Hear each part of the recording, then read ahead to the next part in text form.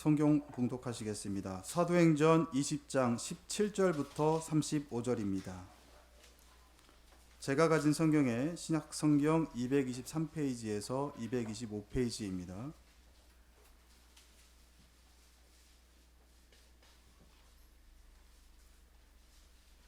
말씀 읽으실 때 함께 교독하시겠습니다.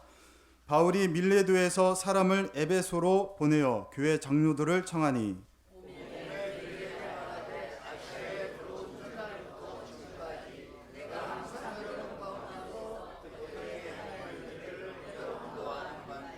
곧 모든 겸손과 눈물이며 유대인의 간계로 말미암아 당한 시험을 참고 주를 섬긴 것과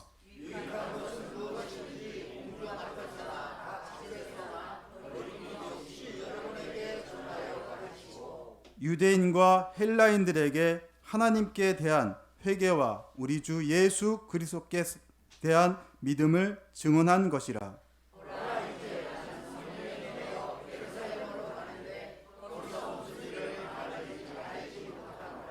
오직 성령이 각 성에서 내게 증언하여 결박과 환난이 나를 기다린다 하시나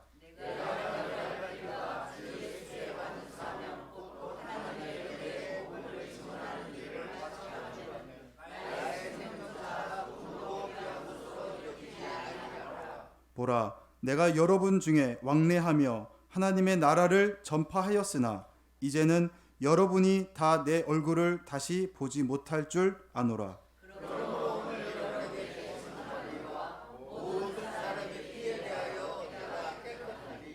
이는 내가 꺼리지 않고 하나님의 뜻을 다 여러분에게 전하였음이라.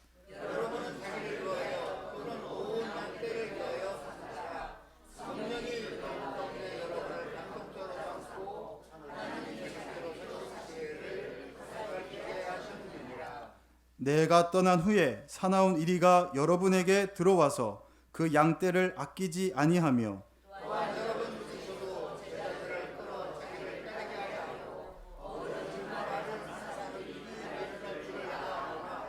그러므로 여러분이 일깨어 내가 3년이나 밤낮 쉬지 않고 눈물로 각 사람을 훈계하던 것을 기억하라.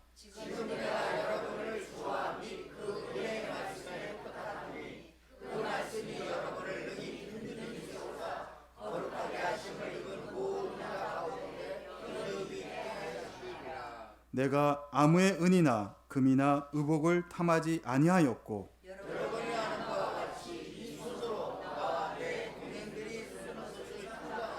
다같이 범사에 여러분에게 모본을 보여준 바와 같이 수고하여 약한 사람을 돕고 또 주 예수께서 친히 말씀하신 바 주는 것이 받는 것보다 복이 있다 하심을 기억하여야 할지니라. 아멘.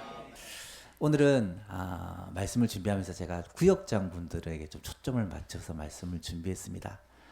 구역장님들을 계속 떠올리면서 여러분을 위한 말씀들을 좀 준비를 했습니다. 모든 성도들에게 또 주시는 말씀이지만 특별히 여기 앉아 계시는 우리 구역장님들 내게 주신 말씀이다라고 생각하고 말씀을 꼭 붙잡고 이 사명 감당하는 구역장들 되었으면 좋겠습니다. 바울이 3차 전도 여행을 에베소를 중심으로 했습니다. 이 에베소는 바울이 3년 동안이나 머물면서 말씀을 가르치고 제자들을 양육했던 곳이죠.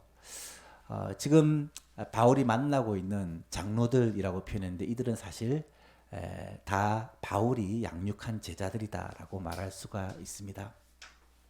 바울이 에베소를 떠나서 유럽에 있는 교회들을 돌아보고 다시 예루살렘으로 돌아가는 길에 아마 한 1년여 시간이 지난 것 같아요. 에베소 교회를 다시 들리고 싶었는데 시간이 없어서 에베소까지는 가지 못하고 밀레도라는 곳에 가서 에베소 교회 장로들을 초청하여 부릅니다. 그래서 이 밀레도에서 에베소 교회 장로들과 바울이 작별 인사를 하는 장면이 오늘 본문의 내용이에요. 17절에 보니까 바울이 밀레도에서 사람을 에베소로 보내어 교회 장로들을 청하니, 여기서 이 교회 장로들이라고 표현했는데 당시 교회는 지금처럼 이렇게 큰 규모의 교회가 없고 가정에서 모이는 가정교회들입니다. 그래서 이 장로들이라는 사람은 쉽게 말해서 각 가정교회의 지도자들이다. 오늘로 얘기하면 이 소그룹의 지도자들, 구역장님들이라고 생각하면 좀 이해가 쉬울 거예요. 물론 목회자들, 교육자들 이렇게 생각해도 되지만 특별히 구역자들, 내게 주신 말씀이다라고 생각하고 그대로 받아들이면 좋을 것 같아요. 바울은 이 고별설교를 통해 두 가지를 이야기합니다. 먼저는 자기 자신의 심정, 나 자신의 사역의 그 자세를 먼저 이야기를 하고요. 또 한 가지는 구역장들, 이 에베소 교회 지도자들에게 당부하는 내용이 나타납니다. 그 중에 한 개만 하려다가 우리 구역장님들에게 꼭 필요한 말씀인 것 같아서 두 가지를 다 좀 오늘 말씀드리려고 합니다. 조금 길 수 있지만 집중해서 듣고 꼭 여러분의 사역에 큰 기준점이 되었으면 좋겠습니다. 첫 번째로 에베소에서의 바울의 사역 자세는 17절에서 21절 사이에 나타납니다. 바울이 밀레도에서 사람을 에베소로 보내어 교회 장로들을 청하니 오매 그들에게 말하되 아시아에 들어온 첫날부터 지금까지 내가 항상 여러분 가운데서 어떻게 행하였는지를 여러분도 아는 바니 곧 모든 겸손과 눈물이며 유대인의 관계로 말미암아 당한 시험을 참고 주를 섬긴 것과 유익한 것은 무엇이든지 공중 앞에서나 각 집에서나 거리낌 없이 여러분에게 전하여 가르치고 유대인과 헬라인들에게 하나님에 대한 회개와 우리 주 예수 그리스도에 대한 믿음을 증언한 것이다. 사도 바울이 직접 고백하고 있는 이 사역자의 자세, 구역장의 자세는 어떤 것이냐? 이거는 말씀 사역자, 교육자, 목회자, 구역장 다 포함되는 거예요. 그 자세 중에 첫 번째는 바로 모든 겸손과 눈물이다. 겸손과 눈물이다. 바울 사도가 가장 먼저 꼽고 있는 이 사역자의 자세가 겸손이라는 거예요. 겸손이 너무 중요하다는 것입니다. 다른 말로 하면 겸손하지 못해서 실패하는 사역자들이 많다라는 말이죠. 교만은 하나님이 가장 싫어하시는 죄인 것 아시죠? 하나님은 겸손한 자에게는 은혜를 베푸시고 교만한 자를 대적하신다라고 성경은 말씀합니다. 겸손의 본을 보이신 대표적인 분이 예수님이에요. 바울은 겸손의 그 본을 예수님으로 항상 꼽고 있습니다. 빌립보서에서 너희 안에 이 마음을 품으라. 곧 그리스도 예수의 마음이니 그는 근본 하나님의 본체시나 하나님과 동등됨을 취할 것으로 여기지 아니하시고 오히려 자기를 비워 종의 형체를 가지사 사람들과 같이 되셨고 사람의 모양으로 나타나사 자기를 낮추시고 죽기까지 복종하셨으니 곧 십자가에 죽으심이라. 바울이 예수님을 떠올리면 제일 먼저 생각나는 것이 겸손한 예수님의 모습이었다라는 사실이죠. 예수님은 직접 말씀하시기를 나는 마음이 온유하고 겸손하니 나의 멍에를 메고 내게 배우라. 그렇게 말씀하셨어요. 자기가 자기 자신 보고 겸손하다고 말하는 게 쉽지 않아요. 예수님은 겸손의 가장 본을 보여주신 분이시기 때문에 예수님 스스로를 가리켜 내 겸손을 너희도 배우라고 그렇게 명령하고 있다는 것입니다. 사랑하는 여러분, 예수님의 겸손을 배우는 우리 성도님 되시기를 바랍니다. 특별히 이 자리에 계신 구역장님들이 이 예수님의 겸손의 모습을 배웠으면 좋겠어요. 겸손한 사람의 제일 중요한 특징이 무엇인지 아십니까? 저는 기도하는 것이다 라고 생각합니다. 겸손한 사람은 기도합니다. 왜 기도하지 않을까요? 기도하지 않는데 이유가 많겠죠. 게을러서 안 할 수도 있고 시간이 없고 바쁘다고 안 할 수도 있죠. 하지만 기도하지 않는 제일 큰 이유는 교만하기 때문입니다. 내 힘으로 내 능력으로 할 수 있다고 믿기 때문에. 정말 내 힘으로 안 된다. 내 능력으로 불가능하다. 하나님 도움 없으면 못 산다고 생각하면 어떻게 기도하지 않을 수가 있겠습니까?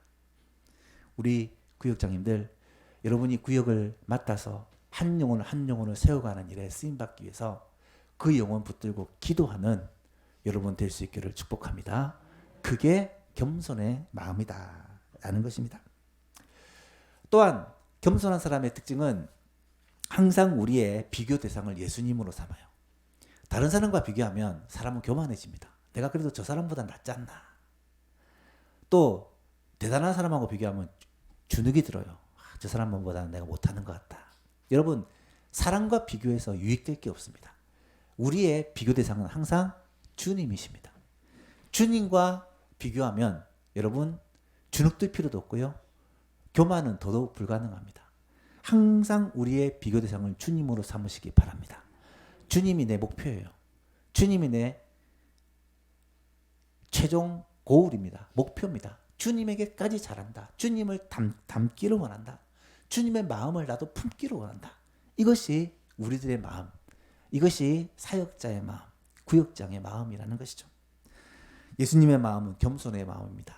이 겸손의 마음을 품고 예수님 닮아가는 저와 여러분 되었으면 좋겠고, 그래서 기도하는, 늘 하나님 앞에 엎드려 기도하는 저와 여러분 될 수 있기를 바랍니다. 또 한 가지가 눈물이 눈물. 겸손에 눈물이 따르고 있다라는 사실입니다.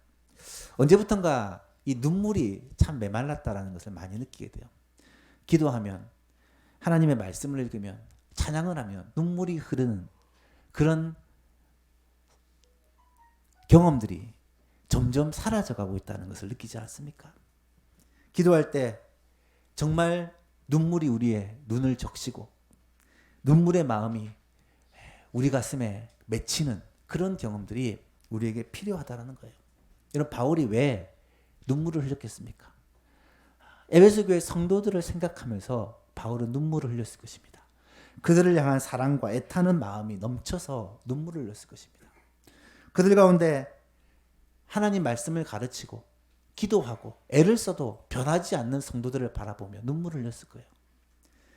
그리스도 때문에 환난과 고난을 겪으면 그 고난과 환난을 이겨내지 못하고 실패하고 좌절하고 낙심하고 때로는 이 신앙에서 떠나는 사람들을 바라보며 아마 눈물을 흘렸을 거예요. 아니면 환난과 고난을 만났을 때 이것을 참고 인내하며 믿음으로 승리하는 성도들을 바라보며 감동의 눈물을 흘렸을 것입니다. 어쨌든 성도들을 기억하며 눈물을 흘리는 이 바울 사도의 마음을 우리가 이해하고 품기를 원해요. 31절에 보니까 그러므로 여러분이 일깨어 내가 3년이나 밤낮 쉬지 않고 눈물로 각 사람을 훈계했던 것을 기억하라. 사랑하는 여러분, 사도 바울이 가졌던 이 눈물의 훈계, 눈물의 이 부탁, 눈물로서 각 사람들을 위한 기도, 이 눈물이 우리에게도 회복될 수 있기를 간절히 바랍니다. 우리 구역장님들이 이 겸손과 눈물을 회복하여 예수님 닮아가는 구역장님 될 수 있기를 축복합니다. 두 번째로 이 바울의 사역 자세가 뭐냐? 시험을 참고 주를 섬긴 것이다 라고 말씀합니다. 19절에 곧 모든 겸손과 눈물이며 유대인의 관계로 말미암아 당한 시험을 참고 주를 섬긴 것이다. 여러분, 바울이 당한 고난이 여러 가지가 있어요. 그 중에 가장 큰 고난, 많은 고난이 뭐였냐면 유대인 때문에 받는 고난입니다. 유대인들은 바울을 너무 싫어하고 죽이려고 정말 애를 씁니다. 유대인들은 그냥 바울을 싫어한 게 아니라 간계라고 표현했는데 거짓말이에요. 바울을 거짓으로 모함하고 걸려 넘어뜨리면서 이 바울을 나쁜 사람으로 만들고 바울을 거짓말장애로 만들고 사도도 아닌 바울이 사도 행세를 한다고 그렇게 모함하고 끊임없이 바울의 발목을 잡았어요. 에베소가 이방의 도시입니다. 그래서 바울이 처음에 에베소에 왔을 때 회당에서 몇 주 동안, 몇 달 동안 말씀을 전했어요. 회당에는 주로 유대인들이 모이죠. 그 유대인들을 중심으로 말씀을 전하려고 애를 썼는데 그 중에 어떤 사람들이 이 바울을 대적합니다. 바울은 그때 이 회당을 떠나서 따로 두란노 소원이라는 곳에서 장소를 정하고 그곳에서 말씀을 가르치기 시작했죠. 그런데 만 2년, 횟수로 3년 정도를 그렇게 말씀을 가르치는 동안 유대인들이 얼마나 바울을 힘들게 하고 회방하고 방해하고 바울의 사역을 발목을 잡았는지 아마 상상을 초월할 것 같아요. 사역자에게 꼭 필요한 것이 바로 시험을 참고 인내하는 거예요. 어쩌면 우리 구역장님들이 앞으로 겪을 가장 큰 힘든 것이 참는 거예요. 인내하는 거예요. 구역원들 가운데 애를 썩이는 구역장의 마음을 힘들게 하는 사람들이 분명히 나타날 거예요. 자녀 키우면서 애가 타지 않는 부모 한 명 없듯이 성도들을 돌보고 키우고 세워가면서 애가 타지 않는 그런 구역장은 없어요. 아무리 말씀으로 양육해도 잘하지 않는 사람이 있을 것이고요. 계속해서 구역장과 약속해놓고 약속을 어기는 사람이 있을 것이고, 매주마다 교회 나오는 것 때문에 1년 동안 구역장의 마음을 속상하게 만드는 사람이 있을 것이고, 이런저런 이유로 구역장을 힘들게 하는 사람이 있을 거예요. 그럼에도 불구하고 우리에게 필요한 것은 인내와 참음입니다. 사랑하는 예수만 교회 여러분, 사랑장을 보시면 사랑은 오래 참고로 시작해서 사랑은 모든 것을 참으며 모든 것을 견딘다. 사랑의 가장 중요한 부분이 참고 견디고 인내하는 거예요. 한 사람이 세워지기 위해 얼마나 많은 눈물과 인내와 참음과 견딤이 필요한지 알 수 없다는 거예요. 예수만 계신 여러분, 특별히 이 자리에 계신 우리 구역장 여러분, 영혼을 품고 기도하며 그 한 사람을 세우기 위해 인내와 수고를 끝까지 붙드는 여러분 될 수 있기를 축복합니다. 자녀를 키운다 생각해 보세요. 영적인 자녀를 키운다라고 생각하시고 한 영혼도 내가 포기하지 않고 주님의 제자로 세워가겠다라는 그런 마음으로 그 영혼을 붙들고 기도하며 섬기시고 말씀으로 세워가시고 기도로 세워가는 은혜가 있기를 간절히 축복합니다. 바울의 사역 자세의 세 번째는 바로 하나님의 말씀을 거리낌이 없이 전하는 것이다. 하나님의 말씀을 거리낌이 없이 전하는 것이다. 20절에 보니까 유익한 것은 무엇이든지 공중 앞에서나 각 집에서나 거리낌이 없이 여러분에게 전하여 가르쳤다. 21절에는 유대인과 헬라인에게 하나님께 대한 회개와 우리 주 예수 그리스도에 대한 믿음을 증언했다. 이 바울 사도는 말씀을 전할 때는 정말 담대하게 전했던 것 같아요. 오늘날의 설교자가 말씀을 전할 때 이렇게 담대하게 전하지 못하는 경우가 많습니다. 사실 솔직히 저도 말씀을 전하면서 제일 많이 다듬고 고치고 바꾸는 부분이 혹시 이런 말이 성도들에게 상처가 되지 않을까, 혹시 이런 말을 성도들이 오해하지 않을까, 이런 표현이 혹시 거슬리진 않을까, 이런 생각들을 참 많이 해요. 하지만 바울 사도는 이게 하나님의 분명한 말씀이라면 거리끼지 않고 그 말씀을 오로지 증거했다라는 거예요. 사랑하는 성도 여러분, 하나님의 말씀을 그대로 증거하는 것, 하나님의 말씀을 그대로 전하는 것이 말씀 전하는 자의 가장 중요한 사명이요 자세다라는 것을 꼭 깨달을 수 있기를 바랍니다. 특별히 여러분들에게 당부하고 싶은 것이 같은 말을 반복할 수 있는 용기를 가져야 돼요. 여러분, 왜 부모님의 잔소리가 힘이 있는 줄 아십니까? 자녀를 사랑하기 때문이죠. 하지만 저는 부모님에게는 같은 말을 계속 반복할 수 있는 용기가 있기 때문이라고 생각합니다. 다른 사람은 그렇게 못해요. 같은 말을 계속 반복하는 게 미안하고 귀찮고 부끄러워서라도 그래 못해요. 하지만 부모는 그렇게 합니다. 왜? 포기하지 못하니까. 자녀가 무조건 잘 돼야 되니까. 그게 부모잖아요. 마찬가지입니다. 주일마다 이 핑계 저 핑계 대고 예배 드리러 오지 않는 그런 구역원들이 있어요. 매주마다 계속해서 예배 드려야 된다. 교회 나와야 된다.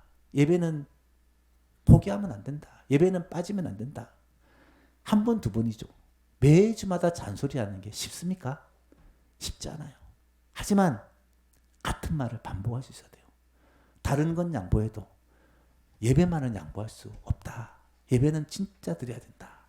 이것을 위해서 기도하고 또 권면하고 기도하고 또 잔소리하고, 어쩌면 그런 모습이 우리 구역장에게 꼭 필요한 모습인지 모릅니다.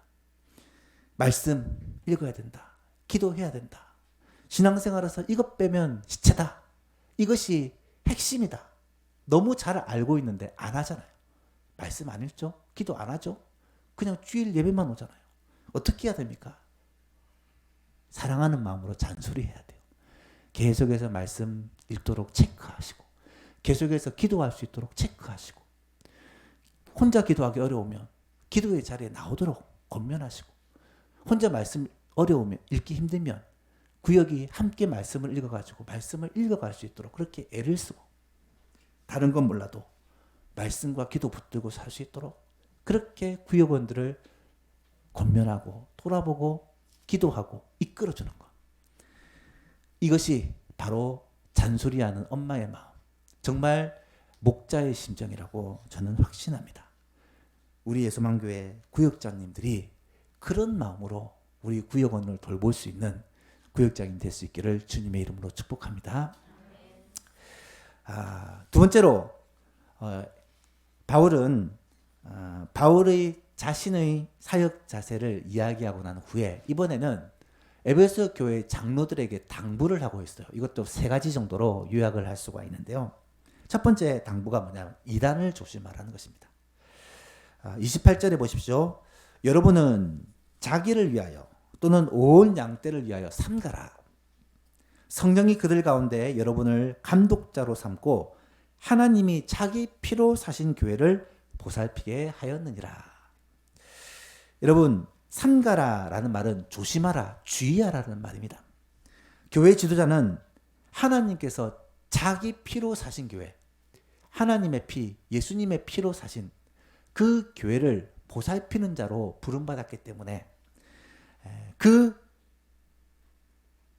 교회를 보살피기 위해서 주의해야 된다, 조심해야 된다라고 말하고 있습니다. 특히 조심해야 되는 게 뭐냐? 교회를 해치기 위해서 일이나 짐승이 해하기 위해서 들어오는 것을 조심하라는 거예요. 29절에 내가 떠난 후에 사나운 이리가 여러분에게 들어와서 그 양떼를 아끼지 않을 것이다. 사나운 이리는 양떼를 잡아먹기 위해 들어오는 거잖아요. 그래서 이 주님의 피로 사신 값진 교회를 무너뜨리기 위해 양떼를 잡아먹기 위해 들어오는 악한 이리가 있다라는 거예요. 누구를 말하겠습니까? 이단을 말합니다. 거짓 교사를 말하는 것입니다. 잘못된 가르침으로 공동체를 무너뜨리는 사람을 말하는 거예요. 이 초대교회 이단이 얼마나 성행했는지 모릅니다. 오늘 이 시간에도 이단이 얼마나 성행하는지 모릅니다. 이단이 잠시 주춤하다가도 또 어느샌가 적극적으로 활동하기 시작하고 있습니다. 지금 서울에 특히 강서구 지역에 얼마나 많은 이단들이 활동을 하고 있는지 몰라요. 이런 이단들이 공동체에 스며들어와서 공동체를 무너뜨립니다. 따라서 우리 공동체를 주님의 피로 값주고 사신 교회를 맡은 우리 교육자들, 우리 구역장님들은 혹시 구역원들이 잘못된 이단에 빠지지 않을까 늘 살펴야 된다는 거예요. 교회 밖에서 성경 공부를 한다.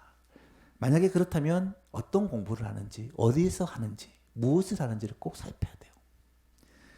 유튜브를 통해서 어떤 것을 배운다. 요즘에는 워낙 이런 게 많으니까 어떤 사이트에서 뭘 배우는지 좀 살펴야 돼요.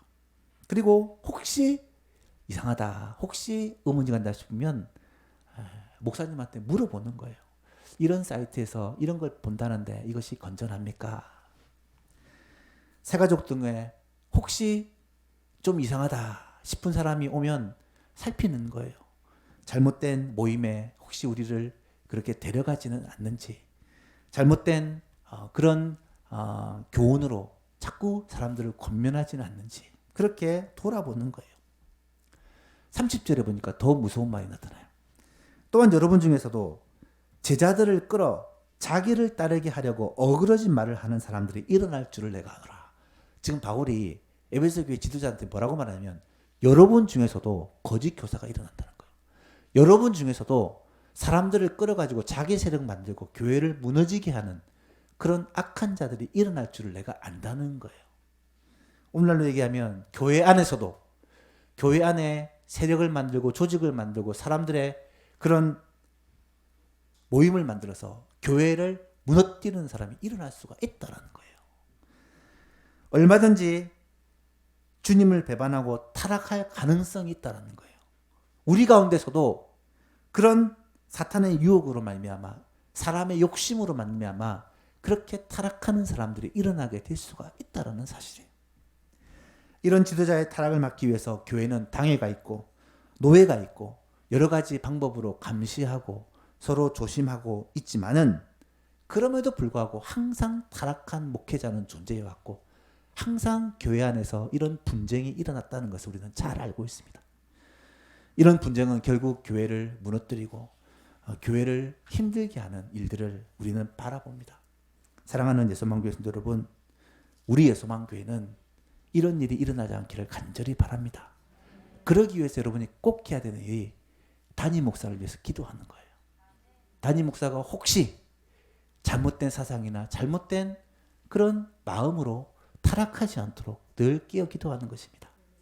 또 교회 안에 지도자들, 앞선 자들, 장로님들, 또 우리 구역장님들 이런 분들이 잘못된 생각으로 교회 안에 세력을 만들고 교회에 대한 부정적인 이야기를 만들고 교회에 대해서 악한 영향력을 주는 사람이 없도록 하나님, 우리 교회의 지도자들, 앞선 자들을 꼭 붙잡아 달라고 늘 기도하는 자세가 필요하다는 거예요. 사랑하는 예수만교회 성도 여러분, 담임 목사를 위해서 늘 겸손과 눈물로 예수님의 모습으로 예수님의 마음으로 섬겨갈 수 있도록 기도해 주시기를 바랍니다. 또 구역장님들을 위해서 기도해 주시기를 바랍니다. 구역장님이 살아야 교회가 살거든요. 구역장님들이 끝까지 이런 바른 정신과 마음으로 교회를 섬겨갈 수 있도록 여러분이 기도해 주시기를 바랍니다. 31절에 바울은 부탁합니다. 그러므로 여러분이 일깨어 내가 3년이나 밤낮 쉬지 않고 눈물로 각 사람을 훈계했던 것을 기억하라. 그렇습니다. 지금도 교회는 안팎으로 공격당할 수 있어요. 밖에서 오는 핍박이나 고난도 무섭지만 안에서 무너지는 것은 더 치명적입니다. 교회 안에서 시험당하고 교회 안에서 그런 문제가 생기지 않도록 늘 깨어 기도하는 것이 필요해요. 특별히 올해는 아마 전반기에 이 장로님과 집사님과 권사님을 비택하는 그러한 일이 있을 겁니다.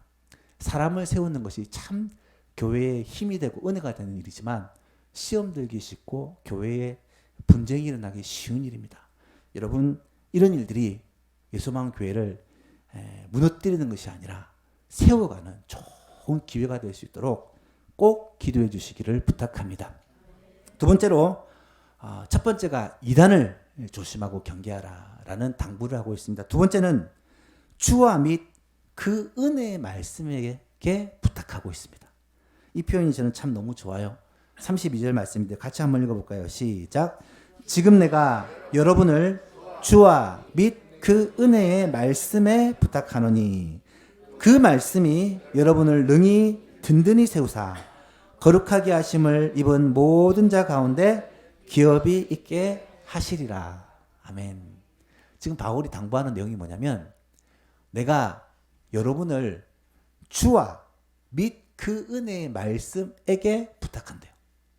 그리고 그 말씀이 여러분을 능히 든든히 세우사 거룩하게 하심을 입은 모든 자 가운데 기업이 있게 하실 것이라고 그렇게 당부하고 있습니다.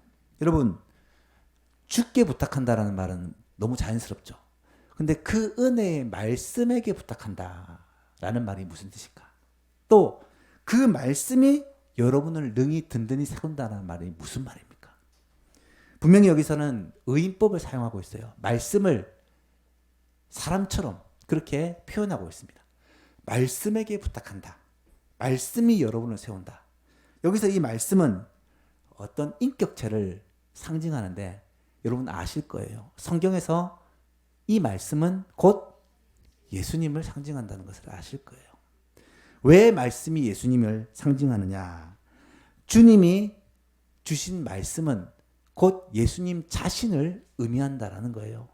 하나님이 우리에게 주신 이 성경 말씀은 하나님 자신을 의미한다라는 것입니다. 여러분, 성경 말씀은 단지 하나님의 말씀이 있기 때문에 예수님 말씀이 있기 때문에 소중하고 중요한 게 아니에요. 이 말씀은 예수님과 같이 이 말씀은 하나님과 같이 살아서 역사하시는 능력의 말씀이라는 거예요. 살아있고 운동력이 있어 어떤 검보다도 예리하여 혼과 영과 관절과 골수를 찔러 쪼개고 우리의 마음과 생각을 살피시는 그런 판단하시는 것이 하나님의 말씀이라는 거예요. 말씀은 우리를 어떻게 합니까? 새롭게 하고 변화시키고 자라게 하고 우리의 잘못된 것을 바르게 잡는 그런 하나님의 인격적인 역사가 말씀의 역사라는 거예요. 따라서 이 말씀이 우리를 능히 든든히 세운다. 이 말씀에게 여러분을 부탁한다. 이 표현을 우리는 이해할 수 있어야 된다는 거예요. 사역자가 정말 소중한 것이 무엇이겠습니까? 이 말씀 붙드는 거예요. 우리는 사람들이에요. 사람은 변할 수 있습니다. 사람은 연약합니다. 여러분, 제가 늘 얘기하지만 사람은 믿음의 대상이 아니라 사랑의 대상이다. 이 표현이 무슨 말인지 알겠죠? 물론 사람을 신뢰해서는 안 된다, 믿어서는 안 된다 그런 말이 아니라 사람은요 넘어질 수 있습니다. 연약할 수 있어요. 이단이 왜 생겨납니까? 결국 사람을 절대시하면 이단이 생겨나요. 사람은 절대적인 존재가 되어서도 안 되고 될 수도 없습니다. 교회는 사람의 교회가 되어서는 안 돼요. 아무리 대단한 목사님이 계시고 아무리 대단한 성도가 있어도 그 사람의 교회가 되어서는 안 됩니다. 교회는 주님의 교회예요. 예수님이 교회의 주인 되셔야 돼요. 내가 늘 말씀드리지만 진짜 좋은 교회는 목사가 바뀌어도 항상 똑같은 교회가 진짜 좋은 교회예요. 지도자가 바뀐다고 해도 흔들리지 않는 교회가 진짜로 좋은 교회입니다. 우리의 소망교회는 정말로 하나님의 말씀이 우리 교회를 붙드시고 하나님의 말씀의 은혜가 우리를 인도하는 그런 교회가 되시기를 간절히 바랍니다. 여러분의 구역도 마찬가지예요. 이 구역 안에 말씀이 풍성하기 위해 여러분 기도하시고 준비하시기 바랍니다.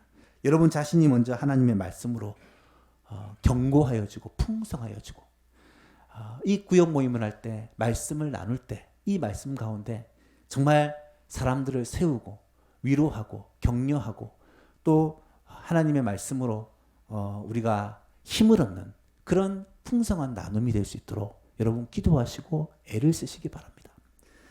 삶에 은혜가 넘쳐서 모이면 하나님이 베풀으신 그 은혜를 함께 나누고 말씀으로 권면하는 그런 아름다운 모습이 있기를 간절히 원합니다. 사람은 바뀌지만 결코 바뀌지 않는 게 있대요. 그게 뭡니까? 하나님의 말씀은 1.1획도 변하지 않는다는 거예요. 하나님의 말씀은 주님 오신 그날까지 절대로 바뀌지 않는다는 것입니다. 그의 말씀은 살아있고 영원하여 우리를 거룩하게 하며 우리를 온전하게 하며 말씀의 은혜가 결국은 우리를 붙들어 주신다는 사실입니다. 사랑하는 예수만교회 성도 여러분, 우리의 삶을 하나님의 말씀 위에 세우시기를 축복합니다. 오직 예수 그리스도와 그의 복음 위에 우리의 삶이 세워지기를 축복합니다. 좋은 교회, 좋은 목사님, 좋은 설교 찾아다니지 마시고 진짜 좋은 하나님의 말씀 위에 우리의 신앙을 세우십시오. 말씀과 가까이 하고 말씀과 더 친밀하게 되는 것이 진짜 신앙생활 잘하는 최고의 방법입니다. 실패하지 않는 성도, 실패하지 않는 구역, 실패하지 않는 교회, 그 비결은 결국 말씀 위에 서는 것입니다. 이런 은혜가 우리 예수만교회 꼭 함께 있기를 축복합니다. 마지막으로 이 구역장들에게 당부하는 내용이 뭐냐? 주는 것이 받는 것보다 복이 있다라는 말씀입니다. 33절에서 35절 말씀인데요. 한번 읽어드릴게요. 내가 아무의 은이나 금이나 의복을 탐하지 아니하였고 여러분이 아는 바와 같이 이 손으로 나와 내 동행들이 쓰는 것을 충당하여 범사에 여러분에게 모범을 보여준 바와 같이 수고하여 약한 사람들을 돕고 또 주 예수께서 친히 말씀하신 바 주는 것이 받는 것보다 복이 있다 하심을 기억하여야 할지니라. 바울은 마지막으로 자신의 간증을 이야기하면서 깨달은 것을 나누고 있어요. 주는 것이 받는 것보다 복이 있다. 나누고 베풀고 섬기는 게 진짜 복이라는 것을 말하고 싶은 거예요. 여러분, 주는 것이 받는 것보다 복이 있다는 사실을 여러분은 믿으십니까? 이것이 주님이 친히 가르쳐 주신 말씀이에요. 에베소는 이방 땅이에요. 객지입니다. 그곳에서 바울은 선교사로 왔어요. 선교를 하려면 사실은 바울에게는 필요한 것들이 많이 있어요. 그 필요를 교회로부터 또 선교를 돕는 교회로부터 충당받는 것은 바울에게 있어서 당연한 거예요. 그런데 바울은 어떻게 했느냐? 자기 손으로 일을 합니다. 텐트를 만드는 텐트 메이킹을 해서 필요한 것을 그렇게 충당을 했다는 거예요. 심지어 나와 내 동행들이 쓰는 것을 충당했다. 바울은 틈틈이 일을 해서 그 선교비뿐만 아니라 동행들의 생활비까지도 충당을 했다라고 얘기를 합니다. 바울이 왜 그렇게 했을까? 제가 묵상을 해봤어요. 답은 한 가지밖에 없어요. 바울은 예수님을 생각하고 그렇게 했던 거예요. 예수님이 늘 섬기는 삶, 베푸는 삶, 나눠주는 삶을 살았던 것을 기억하고 나도 예수님처럼 그런 삶을 살아야 되겠다. 바울이 교회를 핍박하는 자였잖아요. 교회를 누구보다도 심하게 핍박하는 자였잖아요. 내가 예수님께 인정받는 비결은 어떻게든 최선을 다해 내가 헌신하고 섬기고 나누고 베푸는 것밖에 없다라고 그런 생각을 가졌던 것 같아요. 그래서 그 바쁜 사역 일정 가운데 시간을 내어 텐트를 만들고 생활비를 벌고 또 사역비를 벌어가며 그렇게 사역을 했다라고 고백하고 있습니다. 물론 오늘날 사역자들이 다 그렇게 할 수는 없어요. 저도 목사지만 교회에서 사례를 받고 또 여러분으로부터 정말 늘 사랑을 받고 섬김을 받고 많은 기도와 이해와 그렇게 사랑을 받으면서 사역을 하고 있어요. 너무너무 감사해요. 하지만 저도 어떻게든 그 사랑을 조금이나마 보답하고 갚고 싶어서 더 여러분을 위해서 열심히 기도하고 돌아보기 위해서 애를 쓰고 말씀을 더 잘 준비하기 위해서 힘쓰고 조금이라도 베풀고 나누고 섬길 수 있도록 노력하고 있어요. 사랑하는 여러분, 우리 구역장님들도 예수님처럼 사도 바울처럼 이런 섬김의 모습을 본받으시기를 주님의 이름으로 축복합니다. 구역원들을 위해서 무엇이라도 베풀 수 있을까? 나눌 수 있을까? 그들을 위해서 내가 줄 수 있는 것이 무엇일까? 늘 고민하고 생각하면서 그들에게 베풀고 나누고 섬기고 주는 것이 받는 것보다 복이 있다라는 이 주님의 말씀을 삶을 통해 실천하는 은혜가 다 있을 수 있기를 축복합니다. 저는 말씀을 준비하면서 그런 생각을 했어요. 우리 구역장님이 저보다 훨씬 복된 사람이다. 맞잖아요. 저는 교회에서 사례를 받고 일하는데 여러분은 아무것도 안 받고 일하잖아요. 그러면 누가 복된 자입니까? 주는 것이 받는 것보다 복된 자잖아요. 대가 없이 정말 하나님의 상급만 바라보고 헌신하고 섬기고 애쓰는 사람이 어쩌면 하나님이 보실 때는 하나님 앞에 섰을 때 더 칭찬받고 상급받고 어쩌면 더 많은 복을 받는 사람이 아닐까 그렇게 생각을 합니다. 우리 구역장님들 정말 주는 것이 받는 것보다 복되다라는 주님의 말씀을 기억하고 여러분의 구역 정말 하나님이 기뻐하시는 아름다운 공동체로 만들어가기 위해 나누고 베풀고 섬기고 한 사람 한 사람을 믿음으로 잘 세워서 여러분의 구역이 아름다운 교회가 되어지고 우리 예소망 교회가 정말 천국의 모습을 그렇게 이 땅에서 맛보고 누릴 수 있는 좋은 교회가 될 수 있기를 주님의 이름으로 축복합니다. 오늘 주신 말씀을 기억하며 함께 통성으로 기도했으면 좋겠어요.